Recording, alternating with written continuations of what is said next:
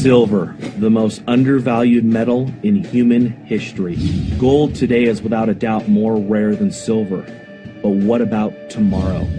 On average today, for every 10 ounces of silver pulled out of the ground, only 1 ounce of gold is mined. However, the majority of silver mined is used for consumption, while the majority of gold mined is nearly all added to global inventory. Yet precious metal investors, as small of a group as they are still investing $7 in GLD for every $1 they invest in SLV. Looking at modern history, silver is destined to be more rare and certainly worth more than gold.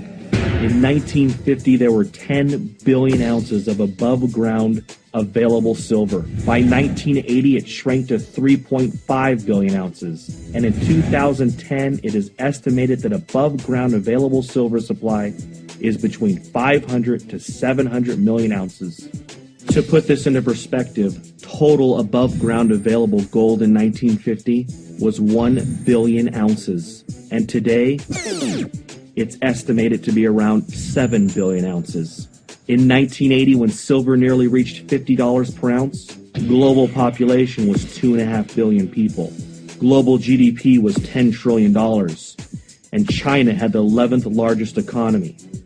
Today, global population is near 7 billion people. Global GDP, $60 trillion, and China is now the second largest economy.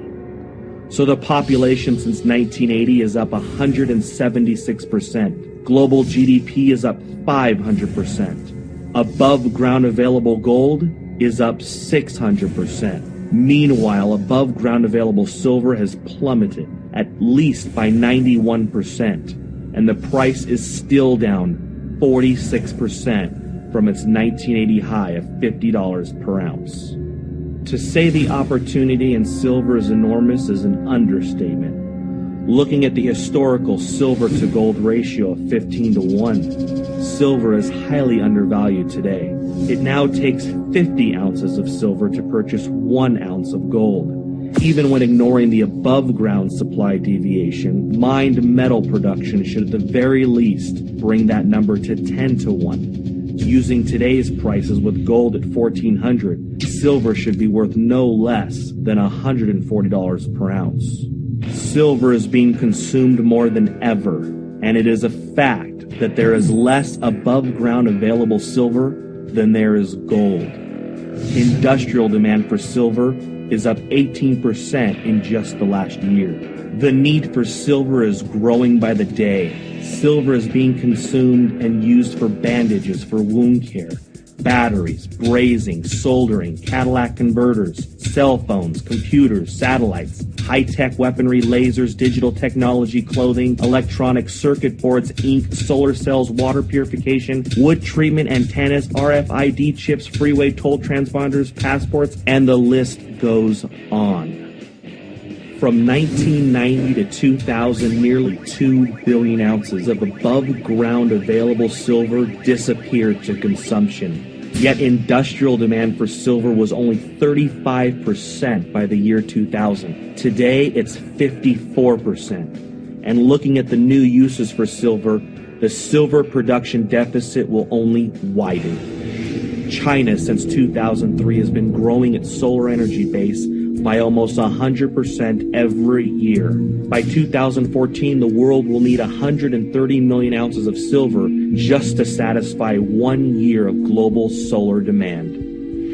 The world has consumed so much silver in the last 50 years that the last time above ground available inventory was this low was 1300 AD.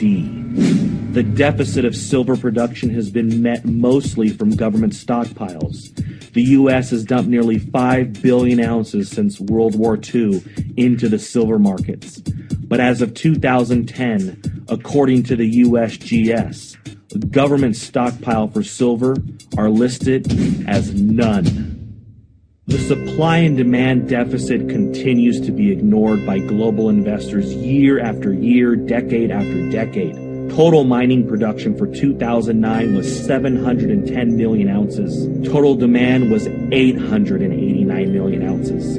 That's a mining production deficit of 179 million ounces to meet demand. With each day comes a new use for silver, and the supply and demand deficit continues to eat away at the above-ground available supply. Silver may be the greatest investment in human history. How often doesn't any generation get the opportunity to